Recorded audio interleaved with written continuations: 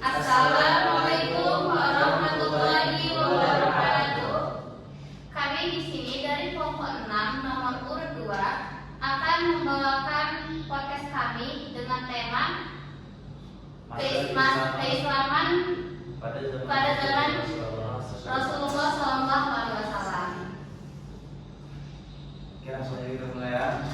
Di sini kelompok kami ada saya sendiri sebagai moderator ataupun petanya. Saya Zumi Prayogi. Ini ada responden satu. Siapa namanya? Agus Setiawan. Yang kedua ada responden kedua namanya Aditya Rehan. Iginya responden ketiga Olverani. Iginya. Oke, jadi kami berdepan di sini akan melakukan podcast untuk memenuhi tugas mata kuliah pengembangan media pembelajaran. Kita langsung kita mulai. Pertama nih sama Bang Agung nih. Iya Bang. Ya, menurut Abang gimana sih sosok Nabi Muhammad SAW itu? Sosok Nabi Muhammad itu pendekat panglima perang. Panglima perang Ya. Perang itu perang apa itu? Boleh tahu? Perang di zaman Nabi itu banyak Pak. Banyak. Ya. Kira-kira itu apa Bang yang menyebabkan perang di zaman Nabi itu? Karena banyak yang nggak suka sama Nabi Bang. Jadi ya udah kayak gitu. Jadi Nabi pengen kayak mana? Untuk menyebarkan agama Iya. Islam. Oke. Banyak yang nggak suka juga sama agama Islam di zaman itu kan. Oke, selanjutnya sama Kak Dinda nih. Menurut kakak gimana sih Nabi Muhammad itu? Nabi Muhammad adalah sosok beliau adalah sosok berakhlak yang mulia, yang baik juga, memberikan contoh teladan bagi kita semua. Contohnya seperti apa itu? Misalnya membantu orang yang lagi kesusahan, yang kesulitan. Nah, itu kan bisa kita contohin dengan perbuatan beliau tersebut. Terus menyebarkan ilmunya itu, menyampaikan ilmunya kepada semua orang. Jadi pada zaman Rasulullah itu Nabi Muhammad menyampaikan ilmunya secara gimana? Secara sembunyi-sembunyi. Ya, sembunyi-sembunyi. Sampai sekarang sembunyi-sembunyi. Sampai sekarang udah Sampai sekarang rasanya. Ya.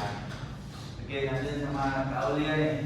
Menurut kakak gimana sih sosok Nabi Muhammad itu? sebagai suri pedoman hidup kita. Menjadi pedoman itu gimana? Apakah seperti Google Maps kan? Enggak ya. Sebagai petunjuk hidup kita.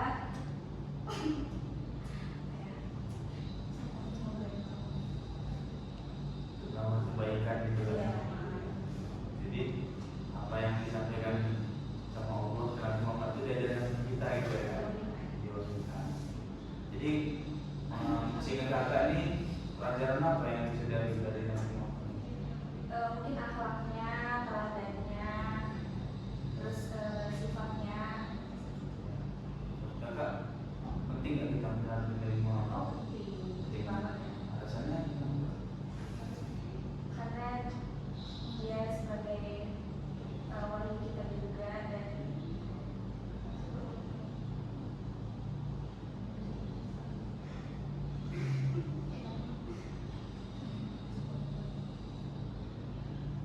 aja sih. Itu aja ya. Ya, oke.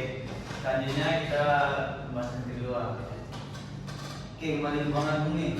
Iya Bang. Ya, Nabi Muhammad itu lahirnya di mana Bang? Kok boleh tahu? Di Mekah Bang. Di Mekah ya Bang ya? Iya, iya. Oh iya. Iya. Iya, iya. Di Mekah apa di Di Mekah Bang.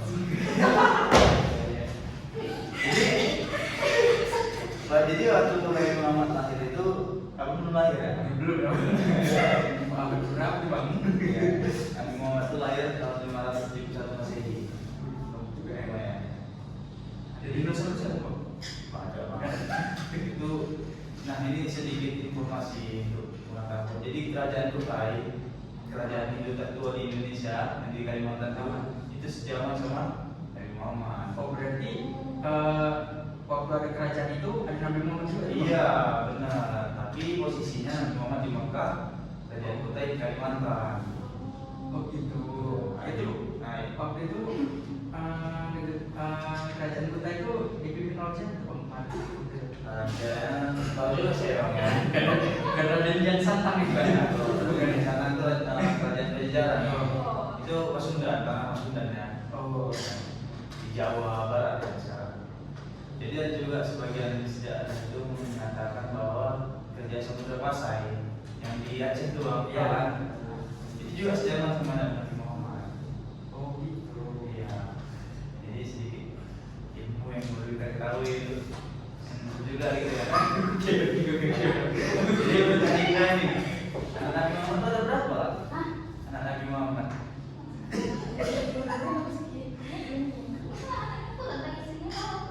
Istrinya ada berapa? Istri yang tahu aja ya. Ya. Nah, yang istri pertama tuh Siti Khadijah. Ya. Ya.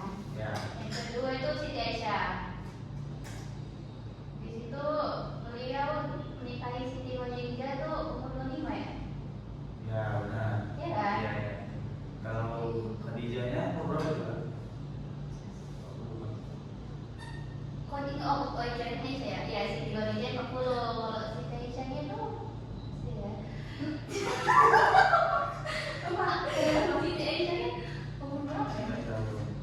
Oh nggak apa-apa sih. Oh 9 guys berarti.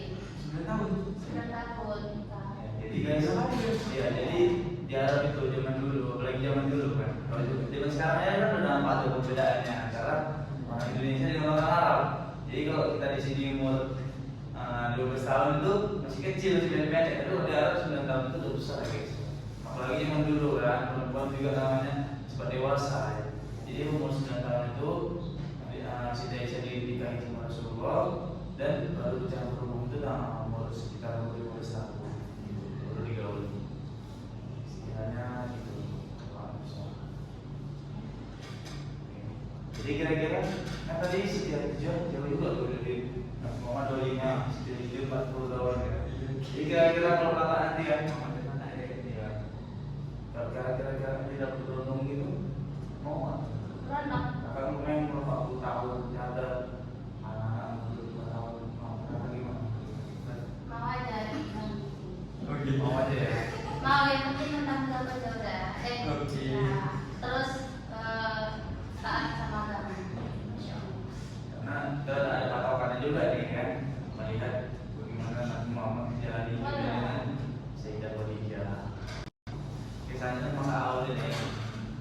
Jadi Kak Aul ini menurut kakak gimana pandangan kakak terhadap istri-istri Nabi Muhammad? Ya, istri-istri Nabi Muhammad. Hah?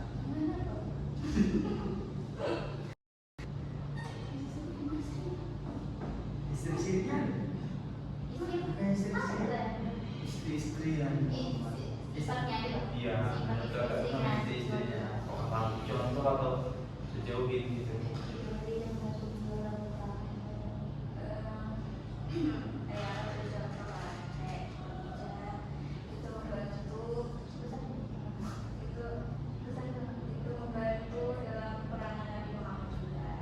Bantu dalam hal apa itu?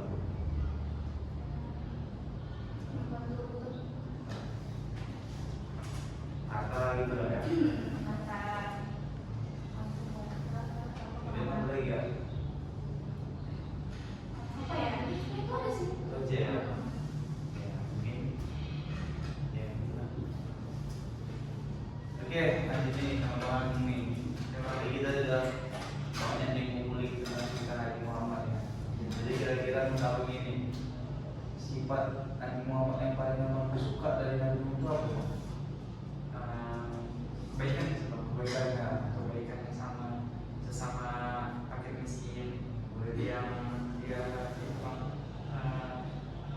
ngasih memberi makan kepada fakir miskin yang buta gitu. Dia menelan mengunyah kurma itu tapi diberikannya lagi kepada itu. Tapi bijinya dibuang. Oh, Kan? Biasanya Kebaikan sebaiknya yang diberikan oleh Masya Allah. saya. Keren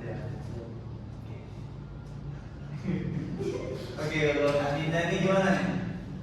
Tadi kita udah juga cerita tentang Nabi Muhammad dengan kebaikannya. Kira-kira pada masa Nabi Muhammad itu ada nggak sahabat-sahabat Nabi yang kakak kenal? Ada, boleh disebutin ya? Umar bin Khattab, Ali bin Abi Thalib, Ya. Abu Bakar, As-Siddiq, Ya. sama Utsman bin Affan. Yang kita bicara tentang sahabat Nabi gitu kan. Jadi yang udah kakak sebutkan tadi, kira-kira sahabat yang mana kakak tahu ceritanya? Umar bin Khattab. Mungkin nonton, boleh coba kita cerita sedikit aja. Dulu awal mulanya itu Umar bin Khattab itu sangat menentang agama Islam. Dan ada Abu Jahal ya, Iya. sahabatnya beliau juga, sahabatnya Umar bin Khattab juga untuk membunuh Nabi Muhammad. Iya. Terus karena ada di saat pas adiknya Umar bin Khattab, Fatimah, membaca surah Toha, surah ke-20. Lalu beliau hatinya tersentuh gitu, dan beliau baca-baca soal itu dan tersentuh hatinya, dan akhirnya beliau masuk Islam. Luar biasa lah kita ya. Ya, biasa, Masya Allah. Jadi kakak cocok berarti ya. Ya, cocok. Jadi memang karena pada masa itu juga beliau disegani karena garam kan. Jadi sama Kak Aulia, jadi kita lebih bincang sedikit Nabi Muhammad dan sahabat. Jadi kakak juga sudah ceritakan tentang istri-istrinya. Jadi sekarang kakak nih, pertanyaan untuk kakak, kira-kira ada nggak sahabat yang kakak tahu ceritanya?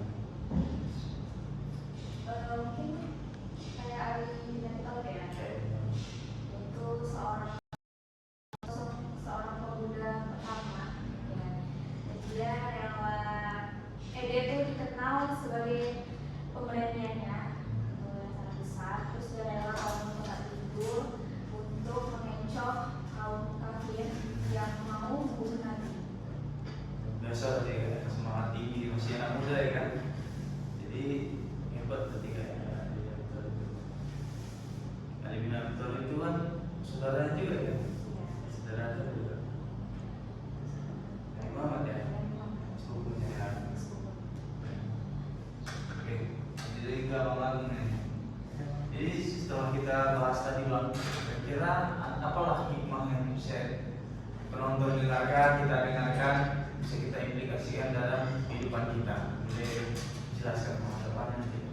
Hikmahnya itu jadi Islam itu diajarkan bukan hanya lewat kata-kata, Iya. tetapi lewat cinta dan kelembutan. Betul.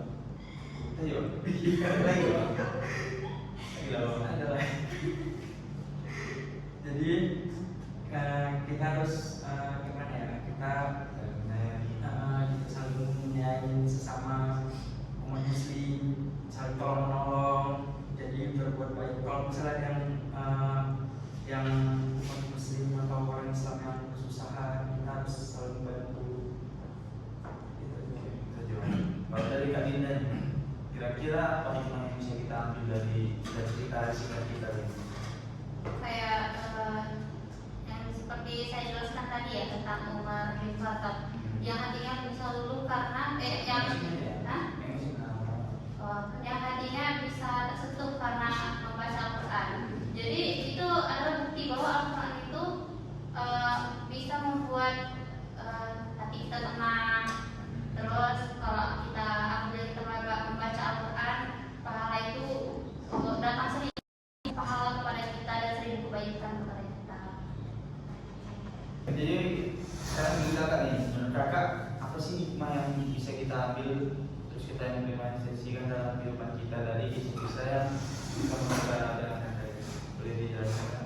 Mungkin ini singkat saja ya. Iya. Kalau bisa diterapkan dalam kehidupan sehari-hari itu kayak pentingnya keimanan, ketakwaan, terus rela mengorban,